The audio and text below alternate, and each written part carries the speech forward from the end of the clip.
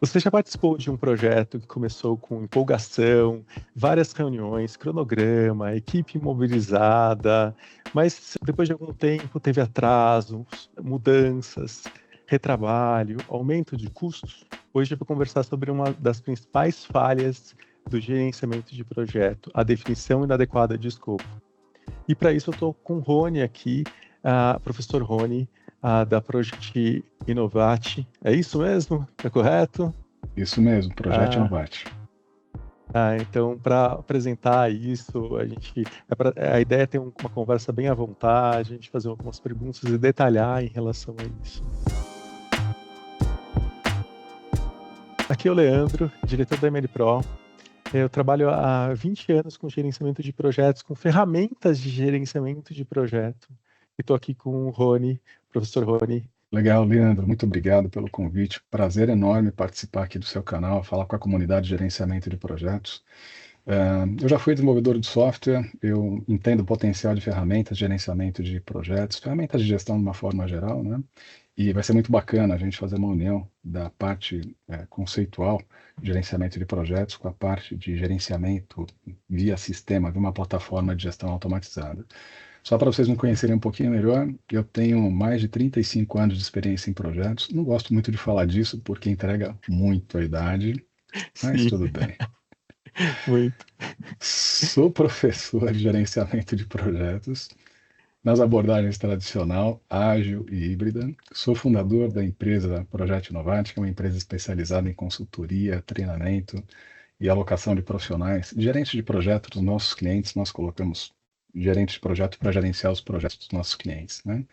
De uma forma geral, eu tenho uma visão muito particular sobre o gerenciamento de projetos, é que o gerenciamento de projetos ele tem que ajudar as pessoas a gerenciar melhor projetos. Então, nossa expectativa em termos de empresa, enquanto professor, enquanto profissional, pessoa também, é ajudar tanto as pessoas quanto as empresas a transformar esse mundo conceitual de gestão de projetos em resultados de verdade, resultados concretos, entregas de valor.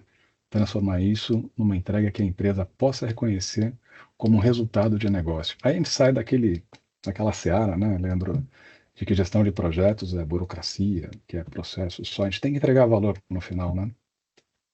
Perfeito. Tá ok. Seja bem-vindo e vamos lá. Rony, eu tenho algumas perguntas aqui, eu vou listando elas, vou falando e fica à vontade, a gente vai trocando as informações. Bom, Rony, quando percebemos que um projeto começou sem uma definição adequada?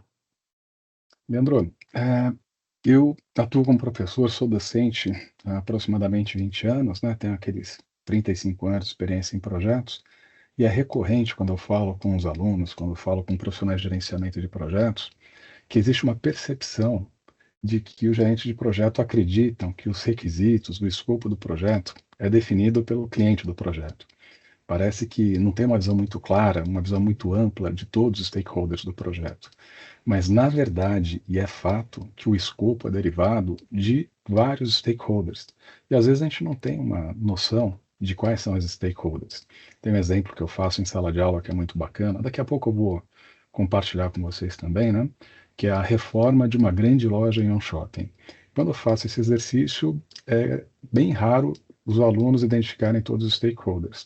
Mas depois que nós listamos cada um dos stakeholders, fica muito claro como o escopo, os requisitos são definidos não só pela área que pediu a reforma da loja, mas por todos os outros stakeholders que estão presentes na loja, na matriz, stakeholders internos, externos, tudo isso influencia o escopo do projeto e requisitos de uma maneira geral, não é?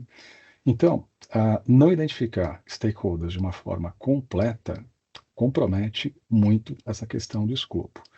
E eu acho que a gente vai falar hoje ainda, né, que o que impacta não definir o escopo corretamente.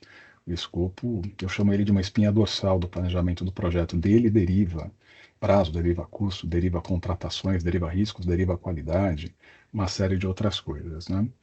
Uma outra coisa interessante, eu acho que você sabe disso, né, Leandro? Também a gente tá na estrada, a gente sabe disso, né? O cliente não sabe explicar muito bem o que ele quer. Sim, Ele não é a função dele definir escopo de projeto. Ele vai total. falar, não é mesmo? Quando ele fala o que você precisa, né? Só para fazer um um rápido comentário. Um cliente uma vez me pediu para implantar um escritório de projeto para eles, né? Para a empresa, né? E aí depois do levantamento que eu fiz com ele, o que eles queriam é fazer um projeto para desenvolver vacina para suínos. Então, olha a distância que tem entre implantar um escritório de projetos e fazer um projeto para desenvolver uma vacina para suínos, né? Então, e assim, não é culpa do cliente. E a gente não tem que esperar profissionalismo em definição de escopo ou definição de requisitos a partir do cliente. Nós temos técnicas para fazer a coleta de requisitos e para ajudar o cliente a ele explicar melhor o que ele precisa, o que ele quer, qual que é o problema que ele está enfrentando, né? E aí a gente percebe também que cada stakeholder ele vai descrever o projeto de uma forma diferente, cada um pode ser mais profundo, outro pode ser mais raso, um pode ser mais correto, outros podem até pedir coisas que não tem nada a ver com o projeto. Aí a gente tem uma maneira de destacar o que não faz parte do escopo do projeto também, que a gente chama das exclusões do projeto, né? E aí uma outra coisa muito curiosa não, talvez até triste, viu, Leandro? É que às vezes o cronograma é criado antes da definição dos requisitos, antes dos requisitos serem entendidos. Aí a gente fica pensando, né, Leandro? Poxa, o cronograma ele tem atividades para produzir o escopo do projeto. Se ele é criado antes de definir o escopo, o que ele está criando de verdade, né? Será que é o escopo que o nosso cliente, os stakeholders precisam, né?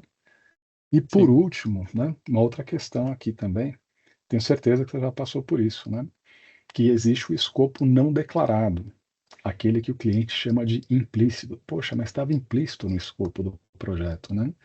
O cliente acredita que a gente considerou no escopo, só que não estava claro para mim e talvez para ele não também. E daí ele fala, poxa, mas estava implícito, né? E se não está claro, se não está destacado de forma explícita, é difícil a gente considerar no planejamento. Então, Sim. esses são os dos problemas que a gente tem relacionado ao escopo. Projetos começam dessa maneira, né? Essa é uma dor constante minha, porque, na verdade, o que acontece? O cliente, eu estou entregando uma ferramenta. Eu tento explicar da melhor maneira possível essa ferramenta do jeito que é. E, às vezes, ele acha que estava recebendo algumas outras coisas, só que não estava no escopo. A gente desenha isso, eu coloco bem claramente isso. A gente coloca, eu tenho um PowerPoint para mostrar isso. Eu tenho uma proposta técnica comercial. Muitas vezes ele não lê a técnica, eu não estou julgando, mas a técnica estava escrito, tudo aquilo que eu estou entregando. De alguma maneira ele não entende o que estava sendo entregue. Eu considero falha minha, porque eu não fui claro o suficiente de alguma maneira para fazer isso. Porque o cliente não tem, é o que você falou, não tem obrigação. Ainda mais para o meu caso, que é uma ferramenta, ele não tem obrigação de entender a ferramenta. Eu tenho que ser o mais claro possível em relação a isso. É verdade. E isso dá abertura, Leandro, para a gente falar mais tarde, em outra ocasião, sobre a gestão ágil de projetos, né? Por quê? Para mim, isso é uma verdade. Eu tenho isso para mim como sendo uma questão que ela acontece, as pessoas admitindo ou não. Nós, nós clientes, profissionais de projetos, a gente não tem uma capacidade plena de definir um escopo com exatidão. O escopo é alguma coisa que a gente vai produzir no futuro, e a gente está tentando prever aquilo que vai resolver o problema do meu cliente no futuro. Mas quando de verdade que a gente sabe se o que nós planejamos realmente entrega valor para o cliente, se resolve de verdade o problema dele? Só lá no meio do projeto, na execução. E aí o cliente pode falar, poxa, mas isso aqui não me atende. Ah, isso aqui está faltando, eu gostaria daquilo também. O aprendizado nosso ocorre durante a execução. O planejamento é uma tentativa da gente prever esse futuro. Aí a gestão ágil, ela endereça muito bem essa questão, porque é um planejamento em alto nível que a gente faz do escopo, o ágil é flexível a mudanças e permite a gente fazer adaptações do produto em meio ao projeto. Porém, desde que o cliente aceite trabalhar com gestão ágil também, que é uma Sim. forma diferente de trabalho, cultura, comportamento das pessoas, né? Mas é mais ou menos por aí, a experiência não muda muito, né? Todos nós, né? Sim. O que eu enxergo assim que gestão ágil acaba funcionando para projetos menores ou projetos que não tem, que é uma melhoria contínua, tudo funciona muito bem, que ele quer receber algo que vai melhorando constantemente. por exemplo, o nosso suporte acaba sendo ágil. Por quê? Porque a gente trabalha com as atividades ali, tudo, não importa, vai surgindo atividades, a gente pode ir colocando ali no cronograma de atividades para fazer tudo tranquilo. Você tem até, de repente, um encadeamento de tarefas, tudo bem, mas não algo tão complexo. O que eu sinto dificuldade para entender ágil é quando a gente está falando ali de projetos de engenharia, projeto de uma construção de uma ponte, por exemplo. Daí fica mais complicado. Então, cada tipo de projeto vai ter sua metodologia melhor para trabalhar. É TI verdade, trabalha muito com sim. ágil. TI trabalha demais com Agile, né? O Agile nasceu de projetos de software, né? Desenvolvimento de software. O Agile é bárbaro, viu? Eu acho, assim, eu sou apaixonado pela gestão ágil, só que eu fiz 2 consultorias recentemente, uma numa empresa de cosméticos, a maior do Brasil, uma das maiores do mundo também. Eu vou fazer uma outra empresa agora também. Embora eu seja apaixonado pela gestão ágil, essas 2 consultorias, elas vão ser feitas com gestão tradicional de projetos. Porque existem naturezas de produto que elas vão ser melhor desenvolvidas usando a abordagem ágil, outras na abordagem tradicional. Projeto de engenharia é tradicional, não tem o que discutir. Posso tentar usar algumas práticas ágeis num projeto dessa natureza?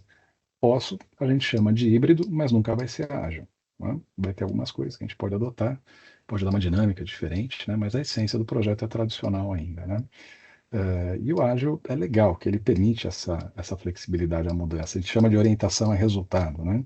Você define o escopo em alto nível no começo e você vai evoluindo durante a execução do projeto. Se precisar, nós podemos adaptar o escopo do projeto para ele entregar resultado para o cliente. Só que quando a gente muda no meio do projeto, a gente está falando de mudança. Mudança impacta prazo, impacta custo. E aí vem o cliente, fala, pô, ó, não pode mudar prazo e custo. Fala assim, então não dá para a gente ser flexível à mudança, compromete a gestão ágil, né? E a gente vai nessa O carona, né, escopo tem Leandro? que ser bem definido, porque senão vai comprometer É, bastante ali. E o ágil tem isso, né? Dessa mudança de escopo constante, porque de repente o escopo que a gente tinha planejado não é o ideal e a gente precisa ter essa agilidade de alterar tudo. E é um pouco disso. Daí a liderança tem que entender que tem que ser flexível em relação a prazo, em relação ao próprio atendimento ao escopo. É isso é aí. verdade. Tem que reaprender a gerenciar projetos, a cultura é diferente, viu? Né? E tem outra coisa aqui, né, Leandro? Uma outra coisa que compromete a nossa vida também, tenho certeza que isso você já passou também, certeza absoluta. O cliente fala assim, eu tenho que começar amanhã, tem que começar logo. A gente tem uma conversa numa reunião, fala, não, esse projeto aqui vai ser feito ao longo de 3 meses, 4 meses, e o cliente concorda. Passa 3 dias, o cliente te liga e fala assim, ó, precisa implantar esse mês aqui, um mês só para fazer. Essa correria, né, impede da gente fazer um planejamento adequado, definir um escopo bom, e aí a execução começa, muitas vezes, antes de ter uma definição clara do problema. Né? Aí pode ser o início de mais um projeto com potencial grande, né, de atraso, estouro no orçamento. Às vezes é uma armadilha, né? A gente pode entrar nessa armadilha. Não estou dizendo que é culpa do cliente isso também. É questão de negócio, né? A gente está na estrada, a gente sabe como que é, o cliente tem necessidade, precisa começar rápido e a gente tem que dar um jeito de atender ele também da melhor forma possível. Mas é mais ou menos isso que acontece nos bastidores, né, Leandro? Tem casos que são até interessantes aqui comigo, que às vezes o cliente leva 7 meses para fechar, 6 meses para fechar. Depois de 6 meses para fechar, ele pega e quer que a gente execute num prazo extremamente curto. Então, 1 mês, 2. Ué, mas você levou 6 meses para fechar? A gente tem que atender tudo, mas fica complicado, né, de atender. Se ele levou tanto tempo para fechar. Essa métrica a gente sempre usa dentro do ML Pro. Quanto tempo ele levou para fechar? E a gente já sabe se vai ser mais corrido ou menos corrido.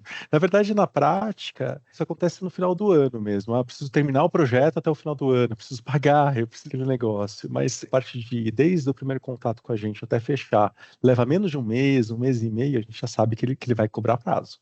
Faz todo sentido. Agora, quando ela leva 6 meses, eu já alerto pro pessoal, ó, vai ter que começar a cobrar um pouquinho mais dessa pessoa, porque normalmente ele não vai ser uma pessoa tão rigorosa com prazo, sabe? E pra gente é ruim, porque nosso escopo é fechado. Eu tenho que entregar esse produto. Se eu levo 1 mês e eu prometo entregar em 1 mês, ótimo. Se eu levo 3 meses, são 3 meses esse pipeline rodando, toda semana sendo apresentado para mim como diretor, toda semana sendo por que ainda não terminou, tudo isso consome tempo da equipe como um todo, atrapalha, acaba tendo reunião a mais com o cliente, porque o cliente acaba esquecendo um detalhe ou outro. Então, é bem importante isso quando a gente acontece. A gente força aqui para acontecer mais rápido, mesmo se o cliente atrasa, a gente tenta ter algumas maneiras de puxar esse projeto. É fato, viu? É verdade mesmo. O prazo final está estabelecido, né? Agora, se ele demora 2 meses para aprovar, são 2 meses a menos no nosso prazo, né? Conheço isso também, viu? E sabe o que acontece nos meus? Bastante coisa. É que a gente tem um período que é o período que ele libera licença, acesso, toda a parte de infraestrutura da gente. E o que acontece? Muitas vezes isso toma um tempo muito grande. Quanto maior a empresa, pior o cenário é. Às vezes tem que falar com o pessoal fora do país, tudo. Isso toma tempo. E esse tempo vai consumindo ali do projeto. Eu coloco S0, mas pode ser M0. É tipo semana 0, S0, depois semana 1, 2, 3, 4 do projeto. E daí eu já falo assim, ó, isso pode virar M0, porque é um mês zero. Porque se ele não correr atrás, verificar o acesso, dar toda a infraestrutura para a gente começar a trabalhar, eu não trabalho. E daí acaba É, atrasando também o projeto.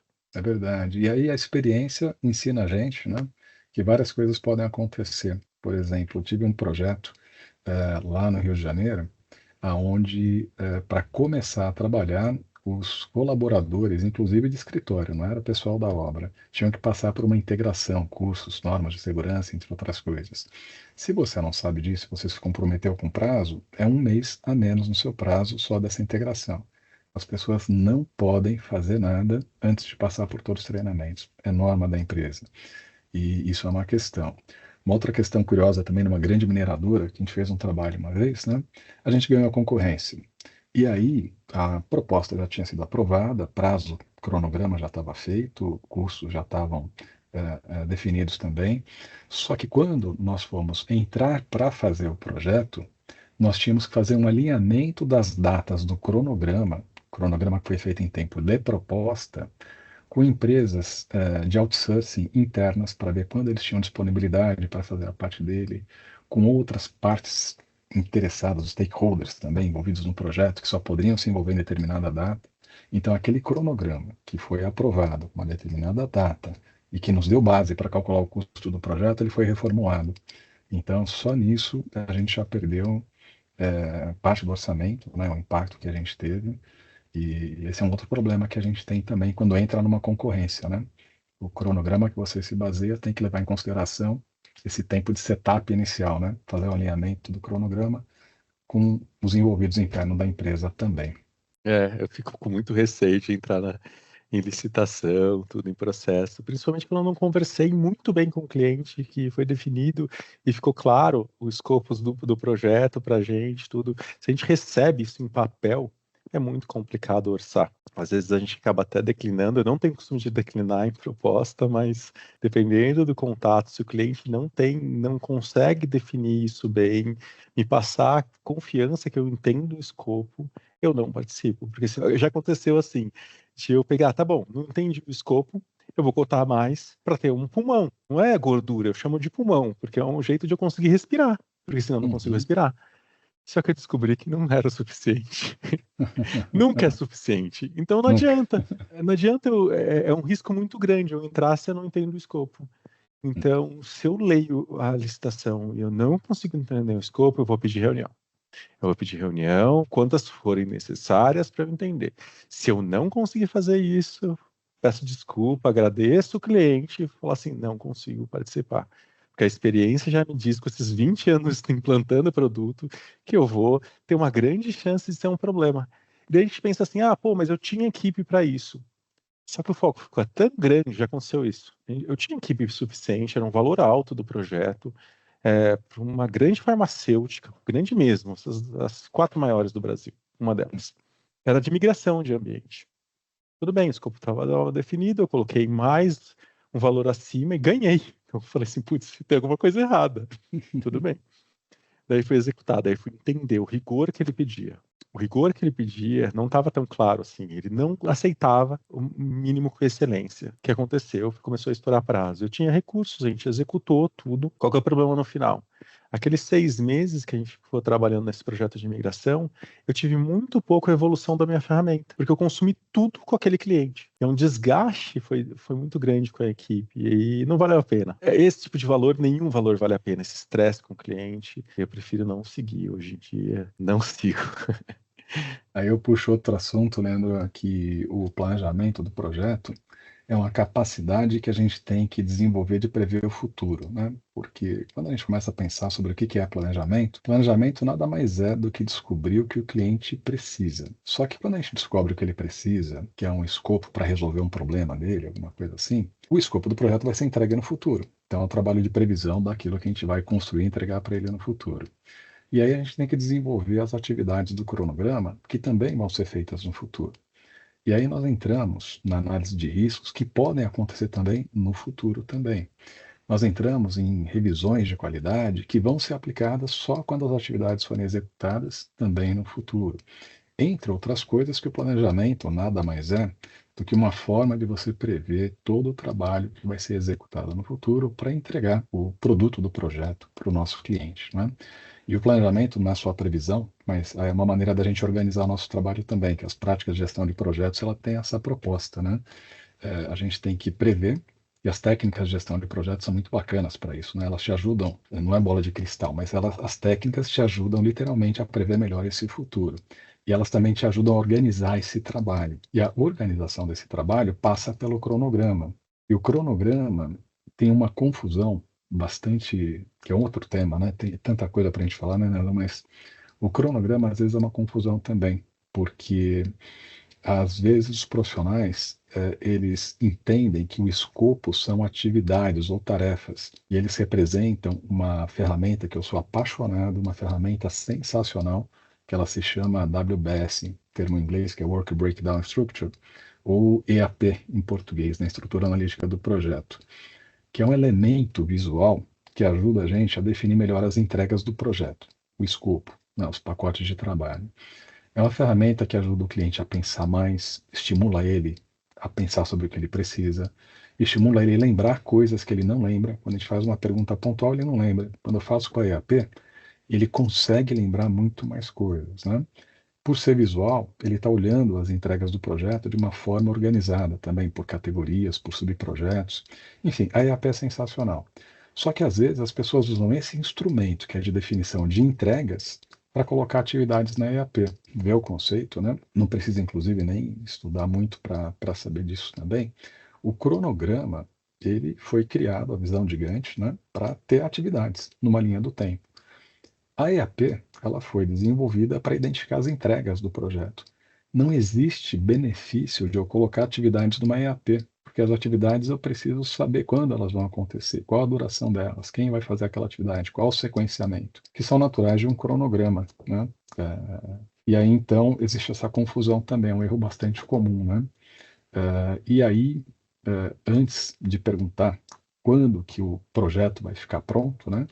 A organização precisava responder para a gente, por exemplo, né, antes da gente sair fazendo o cronograma, quem são os envolvidos, quem são os impactados, quem são os stakeholders do projeto, porque é a partir deles que a gente identifica todas essas entregas da EAP. Cada um deles vai falar para a gente a necessidade da área dele, vai falar um requisito de data, uma restrição ou uma premissa. E é muito importante esses stakeholders também, isso é legal, Leandro, não é falar sobre o escopo do projeto primeiro, é falar qual que é o problema que ele quer resolver. Às vezes, as pessoas falam da solução primeiro, sem ter pensado no problema que quer resolver. A gente está um pouquinho invertido essa situação. Então, fala qual que é o problema, o que está acontecendo, qual que é a dor que você tem que precisa ser resolvida. Ou qual que é uma necessidade, né? É uma questão legal, é uma questão de legislação, você tem que ajustar os seus sistemas para as questões fiscais, né? Reforma tributária, seja o que for, e pode ser uma oportunidade de mercado. Depois que a gente compartilha o problema, a dor, a necessidade ou a oportunidade, aí a gente para desenhar a solução. A solução é o escopo do projeto, né? E com base nisso, a gente está endereçando essa necessidade, que é a base, que é a justificativa do projeto, está sendo endereçada com um escopo, com uma solução. E uma outra coisa que eu acho fundamental, que vai diferenciar a gente, né, eu, você, as nossas empresas e todos os gerentes de projeto também, é a gente ter uma visão de negócio. Como que esse problema que vai ser resolvido por meio do escopo desse projeto ajuda a alavancar resultados de negócio para a empresa. A hora que a gente mostra que o nosso trabalho ajuda a entregar resultado de negócio, todos os executivos eles vão estar mais receptivos para a gente gerenciar projetos e entregar o que eles esperam, o que eles precisam, né? Que é resultado de negócio. Sim. É um exercício que eu venho fazendo, é tentar, toda vez que eu apresento uma proposta, o início da conversa é: por que você veio aqui? E daí tentar entender qual que é o escopo do que ele está precisando. Deixa ele falar. Daí começa a tentar fazer perguntas para extrair mais em relação à necessidade dele, para também não entregar um produto que não atende ele, que é horrível. Não gosto de uma implementação quando eu faço, quando eu implemento uma ferramenta que parte da ferramenta ele não usa. Eu prefiro não vender essa parte. Então, se eu tenho produtos, eu tenho vários pacotes e vários produtos ali de gestão de projetos. Se ele não vai trabalhar com riscos, tem uma ferramenta de risco, não adianta eu colocar uma ferramenta de risco para ele. Ele já tem uma ferramenta. É o que eu preciso avaliar. E principalmente, tá bom essa ferramenta para ele? Se tá bom, não é onde vai mexer, não onde está doendo. Não onde, por que ele veio até mim? Tentar entender isso para tentar fechar um escopo de apresentação. Por mim, eu deixava ele falando há 1 hora mesmo, que é o tempo de apresentação meu, mas eu não posso, porque daí eu tenho que apresentar. Mas eu gosto de ouvir, viu?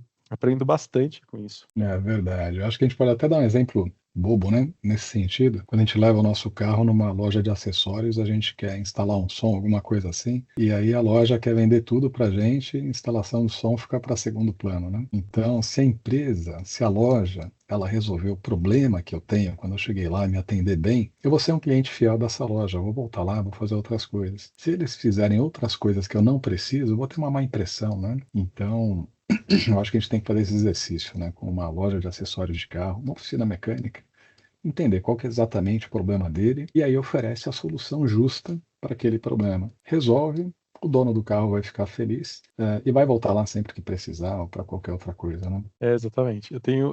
Isso acontece dentro da empresa, quando eu implemento a ferramenta bem, e depois ele vai puxando, essa empresa vai puxando outros projetos para a gente, confia. Tem uma empresa que a gente trabalha com eles, a gente implementou toda a ferramenta, e agora a parte de Power BI era outra empresa que cuidava, eu nem sabia. A gente começou a fazer Power BI tão bem que ele começou a puxar para a gente. Mas não era escopo, não tinha nada a ver com o começo, mas a gente aplicou tão bem que ele confiou na gente para trabalhar em outros projetos, tudo. E também tem um cliente da gente, né, uma pessoa específica, que ele anda pulando em várias empresas, assim. Eu já estou na terceira implementação com ele. É bem engraçado quando eu começo a falar com ele, porque ele já tem um método de implementação, tudo, e daí eu acompanho ele, a gente já sabe, ele pede até qual gerente ele quer cuidar, que cuide da conta dele, porque ele já conhece bastante da ML Pro, tudo. É bem interessante. Não, legal, né?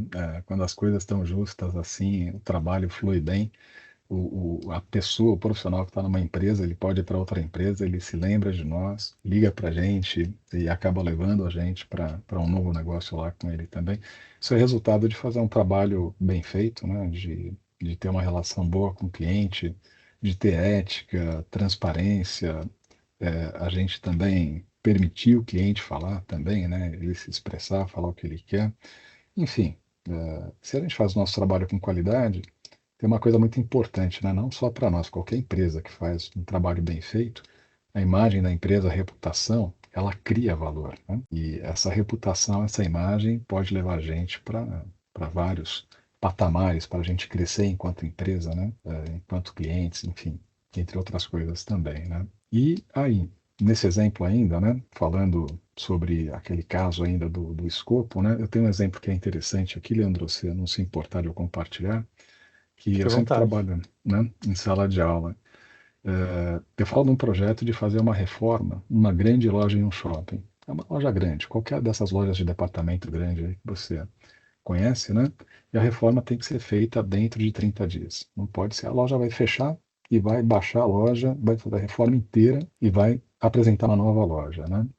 Só que se o cliente fala, eu tenho que fazer uma reforma na loja do shopping, isso não explica nada para a gente. Então, a gente tem que ajudar o cliente às vezes, né? Às vezes o cliente carece dessa ajuda nossa, né? Porque quando ele fala da reforma, não está claro se o layout da loja vai mudar, a distribuição das gôndolas, prateleiras, seja lá o que for, né? Os cabides, enfim, se a elétrica vai ter que ser refeita, se os sistemas de gestão da loja, caixa, entre outras coisas, vão ser atualizados, se vai mudar a iluminação, se a comunicação visual vai ser atualizada, quando que é o melhor momento para fazer a reforma dessa loja também. E sem essas definições, e essas definições elas vêm de diversos stakeholders, não vêm de uma pessoa só, né? Então, se a gente não tiver essas definições, a gente não vai atender a necessidade daquela empresa, daquele cliente.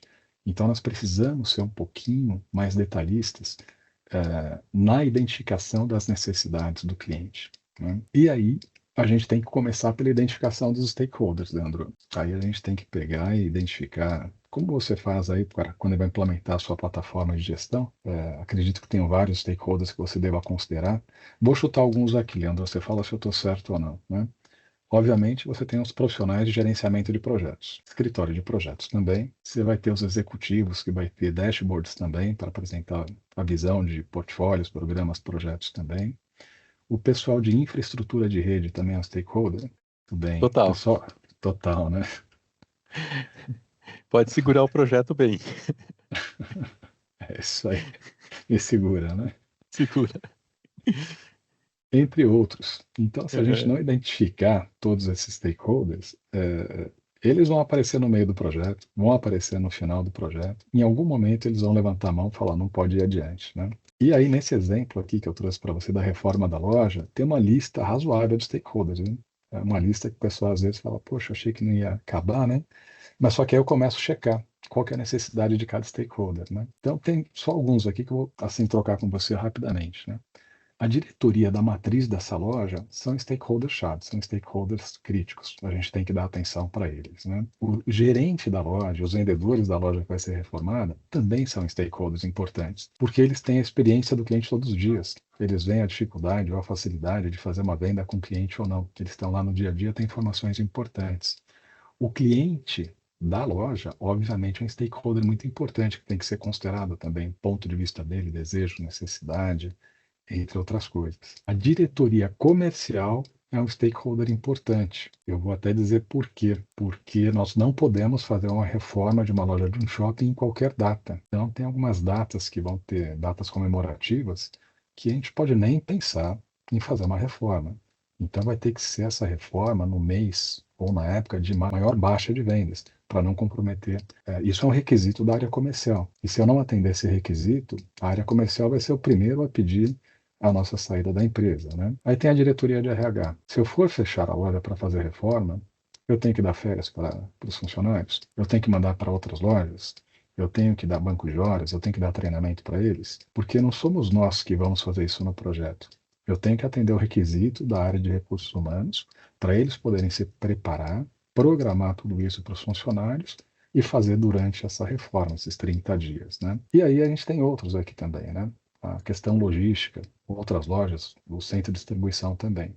A loja tem produto. Se eu for fazer uma reforma, eu tenho que tirar esses produtos e devolver para algum lugar. Ou volta para o CD, ou vai para outras lojas. E tem uma coisa curiosa também, que esse projeto de... Eu estou falando porque eu tenho um colega meu que foi aluno, já virou amigo também, e ele fazia reforma de lojas em shopping também, e ele compartilhou essas coisas comigo, né?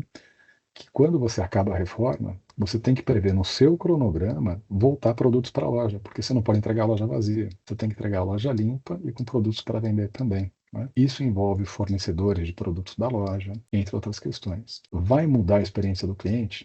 Vai colocar totem de autoatendimento? Tem um stakeholder da área de TI também envolvido. Tem contratos com fornecedores? O jurídico está envolvido.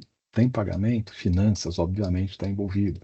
Prever os pagamentos, o fluxo de caixa para pagar os fornecedores. Outros stakeholders interessantes também.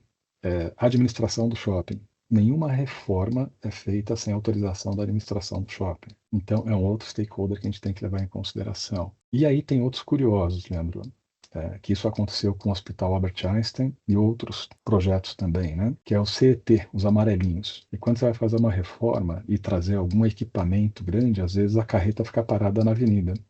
E se você não tiver uma autorização do CET, você pode ter problemas também. Então, chega a esse ponto da gente pensar, e aí perceba, né, que a experiência na área que o projeto está trabalhando, nossa, ela é bem-vinda, né? Que é difícil você pegar uma pessoa que não é um arquiteto ou engenheiro, ele vai ter dificuldade em pensar nessas coisas, né? E entre outros stakeholders também.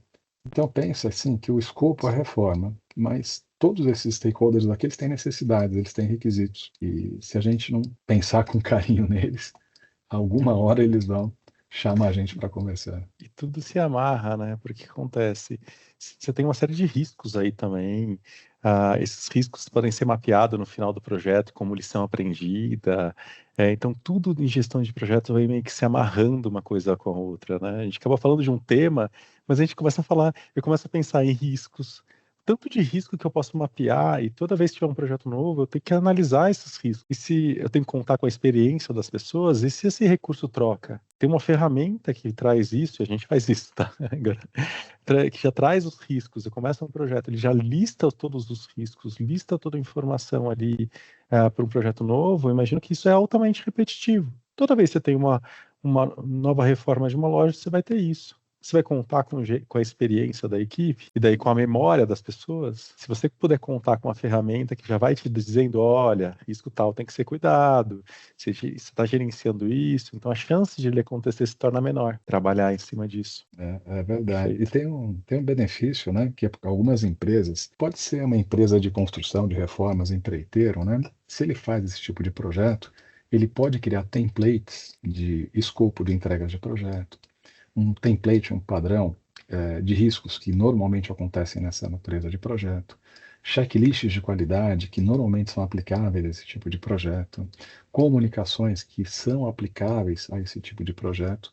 Então imagina que planejamento ele dá trabalho para a gente. É fato, dá trabalho. Muita gente não gosta, de verdade, eu entendo, porque dá trabalho. Agora, se a gente tem um padrão, pega aquele padrão, confirma com o cliente o escopo, confirma aquilo que vai ser entregue, aquilo que não vai ser entregue, confirma os riscos, confirma as comunicações, vira mais um trabalho de confirmação, um checklist e não de descoberta. Além de ser mais rápido o planejamento, a gente também é mais assertivo naquilo que a gente vai fazer. E como você falou, a gente não fica dependente das pessoas. A gente passa a ter um processo repetitivo que pode ser utilizado, né? Isso é uma coisa bastante bacana também. Então, você mencionou que a definição inadequada de escopo afeta outras áreas. Como isso acontece? Então, Leandro, aquilo que eu comentei com você antes, né?